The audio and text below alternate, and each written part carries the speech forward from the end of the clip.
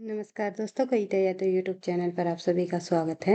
संपूर्ण हिंदी साहित्य से संबंधित महत्वपूर्ण प्रश्नों को करते हुए हम अपनी तैयारी को आगे बढ़ा रहे हैं। किसी भी स्टेट के अंतर्गत होने वाली टीजीटी पीजीटी हिंदी संबंधी परीक्षा हो या फिर कोई अदर परीक्षा हो जिसमें हिंदी साहित्य संबंधी प्रश्न पूछे जाते हैं, जैसे कि यूजीसी नेट की परीक्षा या यूपी टेट की परीक्षा हो या फिर आपकी आरपीएससी की अभी हाल ही में जो परीक्षाएं होने वाली है वे परीक्षा हो या डी ट्रिपल एस पी की टीजीटी पीजीटी संबंधी परीक्षा हो, कोई भी परीक्षा हो, कहने का मतलब ये है हिंदी साहित्य से जुड़े हुए इम्पोर्टेंट एमसीक्यू प्लस पीवाईक्यू करते हुए हम अपनी तैयारी को धीरे धीरे आगे बढ़ा रहे हैं, क्योंकि सफलता का राज है निरंतर अभ्यास। इसी उद्देश्य के साथ प्रैक्टिस सेट को आगे बढ़ाते हुए प्रैक्टिस सेट नंबर 5 हमारा चला हुआ है। तो लगभग लगभग 25 प्लस प्रश्नों को हम कर चुके थे। आज की क्लास में प्रश्न नंबर 30 से शुरुआत कर लेते हैं।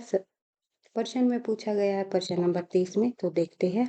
नूतन ब्रह्मचारी उपन्यास के रचनाकार बताइए। तो नूतन नूतन ब्रह्मचारी उपन्यास के रचनाकार कौन है? इनमें से राधा किशन दास है, ठाकुर जगमोहन सिंह है, बालकृष्ण भट्ट जी है या फिर लज्जाराम मेहता है। तो सही आंसर है इस प्रश्न का बालकृष्ण भट्ट। बालकृष्ण भट्ट जी का प्रसिद्ध उपन्यास रहा है नूतन ब्रह्मचारी, और जो इस जिसका कई बार परीक्षा में पात्र भी पूछ लिया जाता है। नूतन ब्रह्मचारी का जो पात्र बताइए, या फिर विनायक विनायक नामक जो पात्र है वो इस उपन्यास से लिया गया है। तो इस प्रकार घुमा फिरा कर प्रश्नों को पूछा जाता है। तो सभी प्रश्नों को उनके विद सॉल्यूशन के साथ तथ्यों की बार बार रिवीजन करते हुए हम जो है प्रश्नों को करते हुए आगे बढ़ रही है। तो तथ्यों की बार बार रिवीजन ही आपको सफलता दिलाएगी। तो इस प्रश्न का आंसर मैंने आपको बता दिया। नूतन ब्रह्मचारी पात्र हैं विनायक, और जो ये नूतन ब्रह्मचारी उपन्यास का प्रकाशन वर्ष भी ध्यान रखना है आपको, 1886 ईस्वी। तो कई बार जो मुख्य मुख्य रचनाएं हैं उनके प्रकाशन वर्ष से भी संबंधित परीक्षा में प्रश्न पूछे जाते हैं, तो ध्यान रखना है। देखते हैं और अन्य तथ्य इससे जुड़े हुए। नूतन ब्रह्मचारी बालकृष्ण भट्ट जी का एक प्रसिद्ध उपन्यास है, 1886 में प्रकाशित हुआ। इनमें ब्रह्मचारी जो है विनायक सरल व निष्कपट व्यवहार के से डाकुओं के सरदार का हृदय परिवर्तन हो जाता है। जो विनायक नामक पात्र है, इसका व्यवहार कैसा है? सरल और निष्कपट व्यवहार रहा है, जिससे जो है डाकुओं का भी हृदय परिवर्तन ये अपने व्यवहार से कर देते हैं, तो ध्यान रखना है। और इस उपन्यास का उद्देश्य अगर पूछा जाए तो विद्यार्थियों को चारित्रिक शिक्षा प्रदान करना है। चारित्रिक शिक्षा विद्यार्थियों को उसके चरित्र पर आधारित जो शिक्षा, जो अच्छे चरित्र से संबंधित शिक्षा है वो उनको मिलती है विद्यार्थियों को। तो ध्यान रखना है, उद्देश्य भी पूछ लिया जाता है। तो ध्यान रखना है, एक एक प्रश्न को बार बार रिवाइज करते हुए चलना है। प्रश्न नंबर 31, अंगद का पाँव के लेखक कौन है? अंगद का पाँव नामक जो रचना है उसके लेखक हरिशंकर परशाई है, धर्मवीर भारती है, शरद जोशी है या फिर श्रीलाल शुक्ल जी है। श्रीलाल शुक्ल है भैया, शुक्ला नहीं। तो ध्यान रखना है, हरिशंकर परशाई नहीं, धर्मवीर भारती नहीं, शरद जोशी भी नहीं, श्रीलाल शुक्ल जी इसका आंसर हो जाएगा इस प्रश्न का। अंगद के पाँव के लेखक नामक जो रचना है श्रीलाल शुक्ल जी की है। तो देखते हैं अंगद का पाँव कब प्रकाशित हुआ। ये रचना जो है एक सेकंड भाई। अंगद का पाँव 1958 में श्रीलाल शुक्ल की एक व्यंग्यात्मक रचना है, तो ये ध्यान रखनी है, व्यंग्यात्मक रचना है। और लाल शुक्ल जी की जो है, श्रीलाल शुक्ल जी की और अन्य भी रचनाएं हैं जो कि व्यंग्यात्मक रचनाएं के प्रसिद्ध लेखक माने जाते हैं श्रीलाल शुक्ल जी। तो यहाँ से वहाँ उनकी एक रचना है, ध्यान रखना है। श्री सॉरी भाई, मेरी श्रेष्ठ व्यंग्य रचनाएं, कुछ जमीन पर कुछ हवा में, आओ बैठ बैठ ले कुछ देर, और इसके आगे अगली शताब्दी का शहर, खबरों की जुगाली 2006 में प्रकाशित हुई। तो ये आपको ध्यान रखना है। श्रीलाल शुक्ल जी की ये रचनाएं हैं। अन्य रचनाएं अन्य जो है व्यंग्यात्मक रचनाएं हैं, ये सभी की सभी यहाँ से वहाँ। मेरी श्रेष्ठ व्यंग्य रचनाएं, कुछ जमीन पर कुछ हवा में, आओ बैठ ले कुछ देर, अगली शताब्दी का शहर, खबरों की जुगाली। तो ये सभी रचनाएं श्रीलाल शुक्ल जी की है। और एक चीज और मैं आपको बार बार कहती हूँ, हिंदी साहित्य अपने आप में बहुत बड़ा जो है अगाध सागर के रूप में हमें देखने को मिलता है। काफी सारी रचनाएं है उसके अंतर्गत। तो आप ट्रिक पर विश्वास न करते हुए जो है तथ्यों की बार बार रिवीजन करो तो अपने आप ही भी याद हो जाते हैं। अन्यथा आप एग्जाम में ट्रिक ही याद करते रह जाओगे। इतना टाइम हमारे पास नहीं होता है कि हम पहले ट्रिक याद करें, फिर उसको देख देख कर वही उसको मिला करके फिर हम उस चीज को याद करें जो हमें आंसर देना है। तो अगर तथ्यों की आप बार बार रिवीजन कर रहे हो, बार बार उस प्रश्न को पढ़ रहे हो, रचनाओं को पढ़ रहे हो, तो वे अपने आप ही याद हो जाती है। मैं ट्रिक पे विश्वास नहीं करती, लेकिन कुछ चीजें ऐसी होती है जो काफी इम्पोर्टेंट होती है, वो पूछी ही पूछी जाती है। अगर याद नहीं हो रही तो आप ट्रिक के माध्यम से भी याद कर सकते हो। ऐसा नहीं है कि बिल्कुल हम ट्रिक का जहाँ पर ट्रिक की जरूरत होती है वहां पर हम जो है तथ्यों को ट्रिक के माध्यम से करेंगे, और जो हम जो है जो रचनाएं हमें बार बार पढ़ने से याद हो रही है तो उनको बार बार भी पढ़ेंगे। तो देखते हैं क्वेश्चन नंबर 32। कालीचरण किस उपन्यास का पात्र है? तो कालीचरण इनमें से किस उपन्यास का पात्र है? प्रतिपरी कथा, झूठा सच, मैला आंचल या फिर गोदान। तो ये कालीचरण जो पात्र है ये मैला आंचल का है। और मैला आंचल किसकी रचना है? फणीश्वर नाथ रेणु जी का पहला मैल पहला आंचलिक उपन्यास माना जाता है।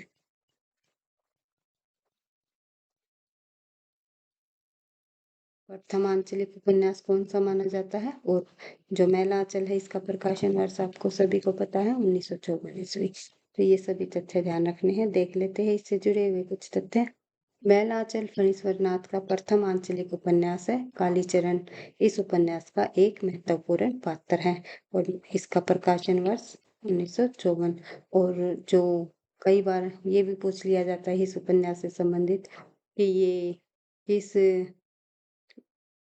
पृष्ठभूमि से जुड़ा हुआ है या किस गांव की किस अंचल का इसमें वर्णन है। तो ध्यान रखना है मैरीगंज गांव का इसमें इसका आंचलिक मैरीगंज गांव का आंचलिक वर्णन हमें इस उपन्यास में देखने को मिलता है। तो देखते हैं नेक्स्ट क्वेश्चन, प्रश्न नंबर 33। इनमें से कौन सी महिला कथाकार हिंदी की नहीं है? हिंदी की महिला कथाकार इनमें से कौन सी नहीं है? कृष्णा शोभती, प्राची सेठ, मधु कांकारिया या फिर महाश्वेता देवी। तो आप सभी को पता है कृष्णा शोभती, रांची सेठ और मधु कांकारिया ये सभी हिंदी साहित्य की काफी प्रसिद्ध लेखिकाएं हुए हैं हिंदी की। और हिंदी की कहानी के क्षेत्र में काफी रचनाएं इन्होंने लिखी है। महाश्वेता देवी एक बंगला साहित्यकार रही है। तो ध्यान रखना है उपयुक्त महिला कथाकारों में महाश्वेता श्वेता देवी मूलतः बंगला भाषी उपन्यासकार मानी जाती है। तो देख अब नेक्स्ट क्वेश्चन हमारा प्रश्न नंबर 34। तुलसीदास की किस रचना में संत महंतों के लक्षण वर्णित है? वैराग्य संदीपनी में, रामाज्ञा प्रश्न में, पार्वती मंगल में या फिर जानकी मंगल में। तो इस प्रश्न का आंसर हो जाएगा हमारा तुलसीदास जी की। वैसे तो ये सभी रचनाएं तुलसीदास जी की है। और भक्ति काल के सगुन काव्य धारा के राम भक्ति काव्य के प्रतिनिधि कवि माने जाते हैं तुलसीदास जी। वैराग्य संदीपनी, रामाज्ञा प्रश्न, पार्वती मंगल या फिर जानकी मंगल इनमें से किस रचना में संत महंतों के लक्षण वर्णित है? तो सही आंसर हो जाएगा वैराग्य संदीपनी। आगे बढ़ते हैं तो देखते हैं तुलसीदास की वैराग्य संदीपनी में संत स्वभाव और संत महिमा का वर्णन हमें देखने को मिलता है। वस्तुतः वैराग्य संदीपनी दोहा, चौपाई और सोरठा में रचित कुल 62 छंदों की लघु रचना मानी जाती। प्रथम 7 छंदों में मंगलाचरण और भागवत स्वरूप का वर्णन के साथ ही वैराग्य संदीपनी की प्रशंसा है। 26 छंदों में संत स्वभाव, 9 छंदों में संत महिमा और 20 छंदों में शांति वर्णन हमें मिलता है इस रचना में। तो ध्यान रखना है। आगे बढ़ते हैं प्रश्न नंबर 35। निम्नलिखित लेखकों का जन्म के अनुसार जो है जन्म के अनुक्रम कौन सा है, यानी कि सही अनुक्रम हमें बताना है लेखकों का जन्म। और ये सभी के सभी लेखक जो है आधुनिक काल के अंतर्गत आते हैं। तो देखते हैं सबसे पहले प्रताप नारायण मिश्र, बाल मुकुंद गुप्त या बाल कृष्ण भट्ट या राजा लक्ष्मण सिंह। तो सबसे पहले आएगा हमारा राजा लक्ष्मण सिंह। तो देख लेते हैं किस ऑप्शन में है। प्रश्न नंबर सी हमारा सही रहेगा, क्योंकि सबसे पहले आएगा राजा लक्ष्मण सिंह, फिर प्रताप नारायण मिश्र जी, फिर बाल मुकुंद गुप्त। सॉरी भाई, ध्यान रखना कि राजा लक्ष्मण सिंह, फिर आएगा बालकृष्ण भट्ट, और फिर आएगा प्रताप नारायण मिश्र जी, और सबसे लास्ट में बाल मुकुंद गुप्त। ये ऑप्शन के अकॉर्डिंग हमारा कोई भी सही नहीं है भाई, तो ध्यान रखना है। तो यहाँ पर हम इन लेखकों के जन्म के अनुसार सही अनुक्रम देख लेते हैं। तो राजा लक्ष्मण सिंह 1826 में जन्म हुआ, बालकृष्ण भट्ट 1844, प्रताप नारायण मिश्र 1856, बाल मुकुंद गुप्त 1865। तो ध्यान रखना है। आगे बढ़ते हैं। इनके जन्म इम्पोर्टेंट है। सभी लेखकों के किसी एक लेखक का भी जन्म पूछा जाता है। निम्नलिखित में से प्रताप नारायण मिश्र का जन्म बताइए, तो आपको ध्यान रखना है। बाल मुकुंद गुप्त का जन्म बताइए, तो इनको आपको याद कर लेना है। तो आगे बढ़ते हैं प्रश्न नंबर 36 की तरफ। इन कृतियों का काल के आधार पर सही अनुक्रम कौन सा है। यहाँ पर रचनाएं दे दी गई है और उनके क्रम के अनुसार हमें बताना है। श्रृंगार मसरी, रसिक विरिया, रस रहस्य या षड ऋतु वर्णन। तो इस प्रश्न का तो हमारा सही आंसर सबसे पहले रसिक प्रिया ही होगी। केशवदास जी की रचना है श्रृंगार मंजरी, षड ऋतु वर्णन, रस रहस्य। तो इस प्रकार से इन रचनाओं को क्रम के अनुसार लगाया जाएगा। और एक बार हम देख लेते हैं इन सभी रचनाओं के रचनाकार को, उनके प्रकाशन वर्ष को। तो रसिक प्रिया सबसे पहले आएगी, क्योंकि रीतिकाल में सबसे पहले केशवदास जी का ही नाम आता है। 1955, सॉरी भाई, इनका जन्म 1555 में हुआ है था। ये आपको ध्यान रखना है, 1900 नहीं 1500। तो रसिक प्रिया इनकी जो रचना है ये 1591 में मानी जाती है। इसका समय श्रृंगार मंजरी चिंतामणि की रचना है 1623 ईस्वी। षड ऋतु वर्णन सेनापति जी की रचना है 1643 ईस्वी। रस रहस्य कुलपति मिश्र जी की रचना है 1660 ईस्वी। सभी के सभी ये जो कवि है ये रीतिकाल के अंतर्गत रहते हैं। आगे बढ़ते हैं। नेक्स्ट प्रश्न नंबर 37। निम्नलिखित मनोवैज्ञानिक उपन्यासों का सही अनुक्रम बताइए। यहाँ पर उपन्यास दिए गए हैं, इनको भी हमें क्रम के अनुसार लगाना है, क्योंकि NTA नेट में अर्थात UGC नेट में इस प्रकार के प्रश्न काफी पूछे जाते हैं। TGT PGT परीक्षाओं में भी आजकल इस प्रकार के प्रश्नों को पूछा जाने लगा है। तो ध्यान रखना है। सबसे पहले आएगा कल्याणी उपन्यास, फिर सन्यासी, फिर अजय की डायरी, फिर अपने अपने अजनबी। तो एक बार इनके समय के अनुसार, प्रकाशन काल के अनुसार इनको रिवाइज कर लेते हैं। कल्याणी उपन्यास है जैनेन्द्र जी का है 1939। सन्यासी जो है इलाचंद्र जोशी का 1940। उसके अलावा अजय की डायरी देवराज जी का, काफी इंपॉर्टेंट है, कई बार पूछा गया है परीक्षा में, ध्यान रखना है। 1960 अपने अपने अजनबी अज्ञे जी का 1961। तो जैनेन्द्र जी का है कल्याणी। और भी अन्य काफी उपन्यास है जैनेन्द्र जी के, सुनीता, त्यागपत्र, विवर्त, इस प्रकार से काफी उपन्यास लिखे हैं इन्होंने। मनोवैज्ञानिक उपन्यासकार रहे हैं इलाचंद्र जोशी भी, अज्ञे जी भी, और जैनेन्द्र जी भी, और साथ ही देवराज भी। तो आपको ध्यान रखना है। सन्यासी इलाचंद्र जोशी की 1940, अजय की डायरी देवराज की रचना 1960, अपने अपने अजनबी अज्ञे 1961। आगे बढ़ते हैं। तथ्यों की बार बार रिवीजन ही आपको सफलता दिलाएगी। सफलता का राज है निरंतर अभ्यास। इसी तरह हम जो है अधिक से अधिक तथ्यों को करते हुए आगे बढ़ते रहेंगे प्रैक्टिस सेट के माध्यम से। अपने प्रैक्टिस सेट को इसी तरह अधिक से अधिक प्रश्नों को लाने की मैं कोशिश करती रहूंगी। और वीडियो पसंद आती है भाई, लगता है आपकी परीक्षाओं के लिए ये प्रश्न हेल्पफुल रहेंगे, तो प्लीज वीडियो को आप लाइक करते हुए चले। साथ में कमेंट करके भी अवश्य बताया करें कि आपको वीडियो कैसी लगी, क्योंकि इससे मुझे नेक्स्ट क्लास बनाने का मोटिवेशन मिलता है। आगे बढ़ते हैं। प्रश्न नंबर 38। कामायनी की यह कथा केवल एक फैंटेसी है, तो ये कामायनी के संदर्भ में ये कथन किसका है, तो आपको बताना है। द्वारिका प्रसाद सक्सेना आंसर होगा, गजानन मुक्तिबोध होगा, या फिर राम स्वरूप चतुर्वेदी, या डॉक्टर नागेंद्र। जो कामायनी किसकी रचना है, जयशंकर प्रसाद की, ये भी आपको ध्यान रखना है। और इस रचना के संबंध में एक महाकाव्य है इनका, कामायनी महाकाव्य 1936 में प्रकाशित हुआ। आई थिंक 1936 1936 में प्रकाशित हुआ, तो ये आपको ध्यान रखना है। और यह कथा केवल एक फैंटेसी बता दी है इसको। तो वो आंसर है हमारा गजानन मुक्तिबोध ने। कामायनी रचना एक फैंटेसी है, इसकी कथा केवल एक फैंटेसी है, तो ये बताया है मुक्तिबोध ने। तो यह आधुनिक छायावादी युग का सर्वोत्तम और प्रतिनिधि हिंदी महाकाव्य प्रतिनिधि हिंदी महाकाव्य माना जाता है। कामायनी प्रसाद जी की यह अंतिम काव्य रचना रही है। 1935, सॉरी भाई 36 नहीं है, 1935 आई थी, मैंने 36 लिख दी, माफी चाहूंगी। 1935 में इसका प्रकाशन हुआ।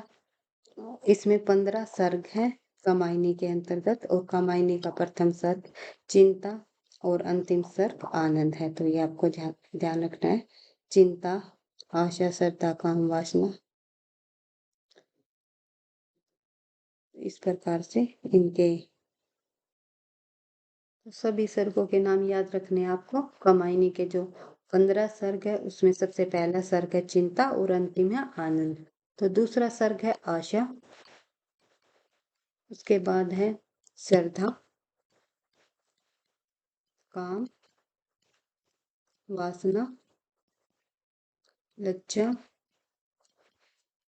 कर्म। इसके बाद आता है वही कर्म के बाद ईर्ष्या आएगा।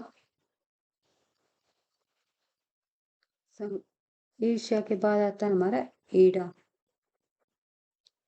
जो तर्क या बुद्धि का प्रतीक माना जाता है। उसके बाद शौपन, संघर्ष। इसके बाद आता है निर्वेद, एक स्थायी भाव, रस के अंतर्गत स्थायी भाव भी है निर्वेद भाई। इसके बाद जो है दर्शन, फिर रहस्य, फिर आएगा आनंद सबसे लास्ट में। तो ये आपको ये सभी के सभी 15 सर्ग आपको याद रखने हैं। कामायनी के पूछा जा सकता है। कामायनी का पहला सर्ग का नाम बताइए चिंता, दूसरा सर्ग आशा, तीसरा सर्ग काम, चौथा सॉरी भाई तीसरा श्रद्धा, चौथा काम, पांचवा जो है वासना, फिर लज्जा, कर्म। इसके बाद जो है किसी भी सर्ग का वो पूछ लेंगे नवम सर्ग कौन सा है, या कामायनी का 12वां सर्ग कौन सा है। तो इस प्रकार पूछे जाते हैं क्वेश्चन। आगे बढ़ते हैं। जयशंकर प्रसाद की प्रमुख काव्य कीर्तियां निम्नलिखित है, जैसे कि उर्वशी 1909 में प्रकाशित हुई, वन मिलन 1909, प्रेम राज्य भी 1909, अयोध्या का उद्धार 1910, चित्राधार 1918, एक काव्य संग्रह चित्राधार, झरना, आंसू, लहर। आंसू 1925, झरना 1918। यहीं से जो है झरना से ही छायावाद की शुरुआत भी मानी गई है। जयशंकर प्रसाद की झरना रचना से छायावाद की शुरुआत मानी जाती है। तो इस तरह आपको इनकी रचनाओं को ध्यान रखना है। जयशंकर प्रसाद की रचनाएं परीक्षा की दृष्टि से वेरी इंपॉर्टेंट है। आगे बढ़ते हैं। प्रश्न नंबर 39। बाण भट्ट की आत्मकथा उपन्यास की विधा और लेखक का सही युग्म कौन सा है?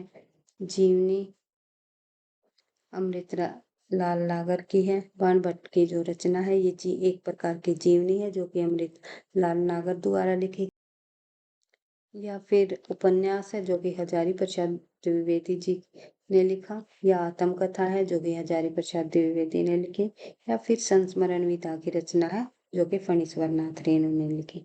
तो इस प्रश्न का सही आंसर होगा आपका उपन्यास। जो बाण भट्ट की आत्मकथा रचना है वो एक उपन्यास विधा की रचना है, जो कि हजारी प्रसाद द्विवेदी जी द्वारा लिखी गई। बाण भट्ट की आत्मकथा नाम से आत्मकथा होने के बावजूद यह हजारी प्रसाद द्वारा लिखित एक ऐतिहासिक उपन्यास है।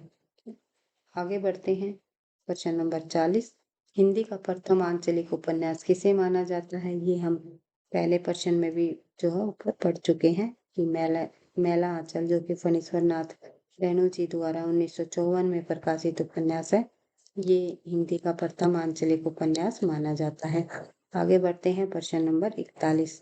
भूल गए पुरुषोत्तम मोह में कुछ सत्ता है नारी की, यह पंक्ति कामायनी के किस सर्ग से ली गई है? भूल गए पुरुषोत्तम मोह में कुछ सत्ता है नारी की, ईड़ा सर्ग से ली गई है, लज्जा से, श्रद्धा से, या चिंता से। तो इस प्रश्न का आंसर होगा भाई लज्जा सर्ग से ली गई है ये पंक्तियां। फिर एक बार इसको रिवाइज कर सकते हो। भूल गए पुरुषोत्तम मुंह में कुछ सत्ता है नारी की, यह पंक्ति कामायनी के लज्जा सर्ग से ली गई है। आगे बढ़ते हैं, देखते हैं नेक्स्ट क्वेश्चन। कामायनी के लज्जा सर्ग में नारी के स्वतंत्र अस्तित्व और उसकी गरिमा और पुरुष के जीवन पर उसके गहरे मनोवैज्ञानिक प्रभाव को बहुत ही सुंदर और दार्शनिक ढंग से वर्णित किया गया है। आगे बढ़ते हैं, प्रश्न नंबर 42। मसी कागज छुयो नहीं, कलम का हो नहीं हाथ, यह पंक्ति किसके व्यक्तित्व को स्पष्ट करती है? सभी को पता है, कबीरदास जी के व्यक्तित्व को ये पंक्तियां स्पष्ट करती है कि मैंने कभी कागज को छुआ तक नहीं और कलम को हाथ नहीं लगाया, अर्थात वे साक्षर नहीं थे, निरक्षर थे। तो ऐसा माना जाता है, अनपढ़ थे कबीरदास जी। आगे बढ़ते हैं, और उनके जो ये मुख से जो अनमोल वचन निकले थे, जितने भी दोहे थे, वे सभी के सभी उनके शिष्यों ने लिखकर संकलित किए हैं। आगे बढ़ते हैं, नेक्स्ट क्वेश्चन देखते हैं। Question number 43। साहित्य जन समूह के हृदय का विकास है, किसका कथन है? साहित्य जन समूह के हृदय का विकास है, ये कथन किसके, साहित्य के बारे में जो है किसके द्वारा कहा गया? भारतेंदु जी का है, बालकृष्ण भट्ट जी का है, प्रेमचंद जी का है, या महावीर प्रसाद द्विवेदी का है? तो सही आंसर हमारा बालकृष्ण भट्ट जी का कथन है ये। साहित्य जन समूह के हृदय का विकास है। प्रत्येक देश का साहित्य वहाँ की जनता की चित्तवृत्ति का संचित प्रतिबिंब होता है, ये कहा है रामचंद्र शुक्ल जी ने। आगे बढ़ते हैं, नेक्स्ट क्वेश्चन देख लेते हैं। झूठा सच के दूसरे भाग का शीर्षक है वतन और देश, देश का भविष्य, या फिर देश का वर्तमान, या फिर जो है देश की स्थिति। तो झूठा सच उपन्यास किसके द्वारा लिखा गया भाई? यशपाल जी का है झूठा सच उपन्यास, और इसको दो भागों में प्रकाशित किया गया, प्रथम भाग और दूसरा भाग। प्रथम भाग आया 1958 में, किस नाम से? वतन और देश। तो ये आपको ध्यान रखना है। दूसरा जो भाग है 1960 में, सॉरी 60 में आया, और उसका नाम है देश का भविष्य। तो इस प्रकार आपको इन दोनों बाग के शीर्षकों का नाम याद रखना है। आगे बढ़ते हैं। झूठा सच उपन्यास के लेखक यशपाल जी है। यह उपन्यास दो भागों में है। पहला भाग का शीर्षक वतन और देश 1958 में, तथा दूसरा भाग का शीर्षक देश का भविष्य 1960 में। आगे बढ़ते हैं, क्वेश्चन नंबर 45। पूछा गया है कि निम्नलिखित पंक्ति किस रचनाकार की है? अभिधा उत्तम काव्य, मध्य लक्षणालीन, अदम व्यंजना रस विरस, उल्टी रहत कवीन। तो ये रीतिकाल के प्रसिद्ध कवि, जो कि एकमात्र आचार्य कवि कहे जाते हैं, देव कवि की पंक्तियां हैं, ये ध्यान रखना है। अभिधा उत्तम काव्य, मध्य लक्षणालीन, अदम व्यंजना रस विरस, उल्टी कहत नवीन। उपयुक्त पंक्तियों के रचनाकार रीतिकाल के देव कवि की है। रीतिकाल के अंतर्गत रीतिबद्ध काव्य धारा के कवि रहे हैं देव जी। उसके अलावा इनकी प्रमुख रचनाएं भी आपको ध्यान रखने हैं, क्योंकि इनकी रचनाएं परीक्षाओं में बार बार पूछी जाती है, जैसे कि भाव विलास, भवानी विलास, कुशल विलास, देव चरित्र, प्रेम चंद्रिका, जाति विलास और रस विलास इनकी प्रमुख रचनाएं हैं देव कवि की। आगे बढ़ते हैं, प्रश्न नंबर 46। उद्दंत मार्तंड भारत में कहाँ से प्रकाशित हुआ? ये हिंदी का पहला समाचार पत्र माना जाता है। पहला समाचार पत्र जो कहाँ से प्रकाशित हुआ? वाराणसी से, कोलकाता से, आगरा से, या फिर इलाहाबाद से? तो सही आंसर है हमारा कोलकाता से 1826 में इसे प्रकाशित किया गया साप्ताहिक रूप से। आगे बढ़ते हैं, देखते हैं।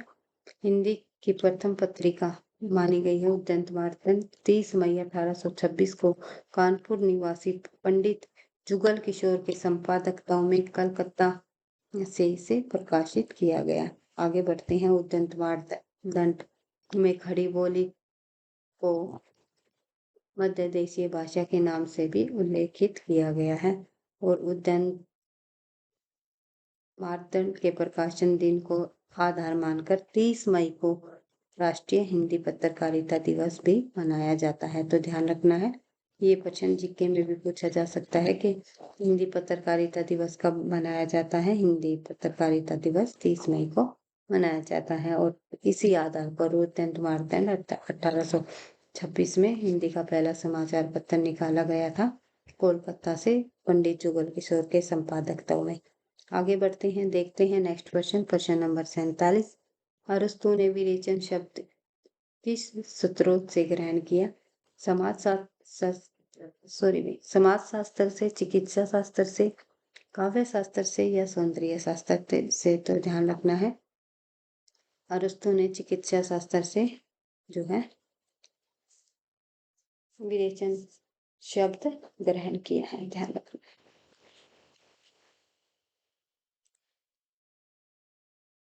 अगला प्रश्न देख लेते हैं, अनुकरण व विरेचन सिद्धांत के प्रवर्तक अगर पूछ लिया जाए तो अरस्तु को ही माना गया है।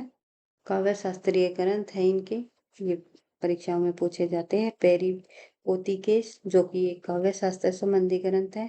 फिर है टेखनेस रितोरिकेस, जो ये इन्होंने ग्रंथ लिखे भाषा शास्त्र संबंधी है। आगे बढ़ते हैं, नेक्स्ट क्वेश्चन हमारा प्रश्न नंबर 48। कुमारपाल प्रतिबोध किसकी रचना है? सोमप्रभु सूरी की, हेमचंद्र सूरी की, सारंगधर की या मेरुतंग की? तो कुमारपाल प्रतिबोध नामक जो रचना है ये सोमप्रभु सूरी जी की है। तो आगे बढ़ते हैं, कुमारपाल प्रतिबोध सोमप्रभु सूरी की रचना है। सोमप्रभु सूरी गुजरात के प्रसिद्ध जैन साधु थे और जिनका आविर्भाव 1252 विक्रमी संवत माना गया है। और अन्य कुछ प्रमुख रचनाएं हैं जो कि परीक्षा में बार बार पूछी जाती हैं, जैसे कि कुमारपाल चरित हेमचंद सूरी जी की रचना है, हमीर रासो सारंगधर की है, प्रबंध चिंतामणि मेरुतंग की है।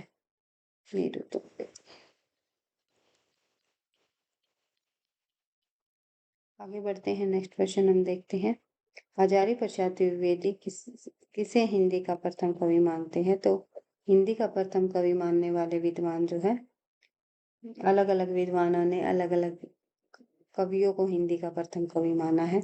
हजारी प्रसाद द्विवेदी के अनुसार प्रश्न में पूछा गया है, तो हिंदी का प्रथम कवि हजारी प्रसाद द्विवेदी के अनुसार पूछा जाए तो आंसर है हमारा अब्दुल रहमान। अब्दुल रहमान जो है को हिंदी का प्रथम कवि स्वीकार किया है हजारी प्रसाद द्विवेदी ने। इसके अलावा सरहप्पा को हिंदी का प्रथम कवि मानने वाले राहुल सांस्कृतायन जी का नाम आता है। इसके अलावा स्वयंभू को हिंदी का प्रथम कवि मानने वालों में नाम आएगा राम कुमार, ध्यान रखना है। और जो राम कुमार वर्मा जी ने अवधि का प्रथम कवि किसे माना था? तो अवधि का प्रथम कवि राम कुमार वर्मा के अनुसार। तो ये आपको कमेंट बॉक्स में लिखकर अवश्य इस प्रश्न का आंसर देना है। आगे बढ़ते हैं, पुष्यदंत को हिंदी का प्रथम कवि मानने वाले विद्वान है शिव सिंह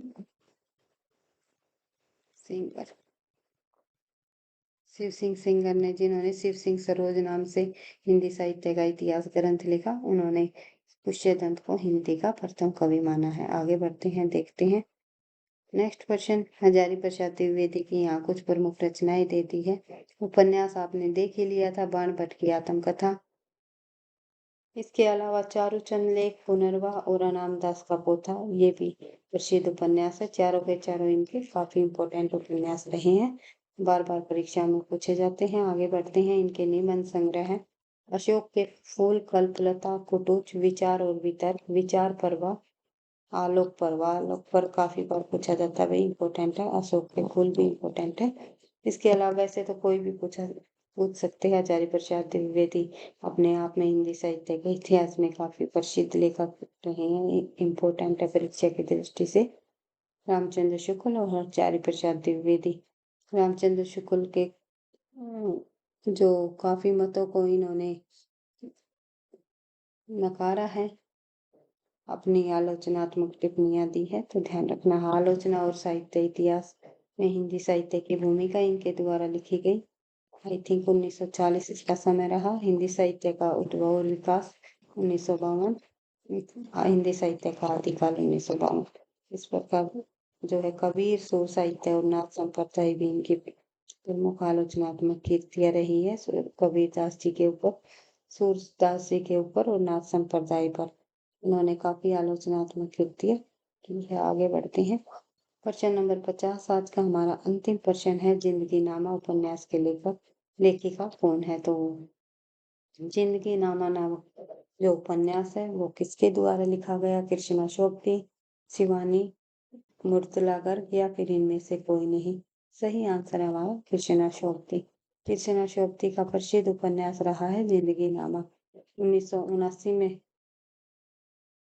प्रकाशित हुआ और ग्रामीण पंजाब और सामाजिक सांस्कृतिक परिदृश्य के जीवन चित्रण के लिए उन्हें वर्ष 1980 के साहित्य अकादमी पुरस्कार से भी सम्मानित किया गया। तो आज की क्लास में केवल 20 प्रश्नों को ही हम कर पाए हैं। तो नेक्स्ट क्लास में और अन्य प्रश्नों को करने की कोशिश करेंगे। प्रैक्टिस नंबर 6 की हम शुरुआत करते हुए और अन्य प्रश्नों को और हिंदी साहित्य के इम्पोर्टेंट तथ्यों की बार बार रिवीजन करते हुए आगे बढ़ते रहेंगे।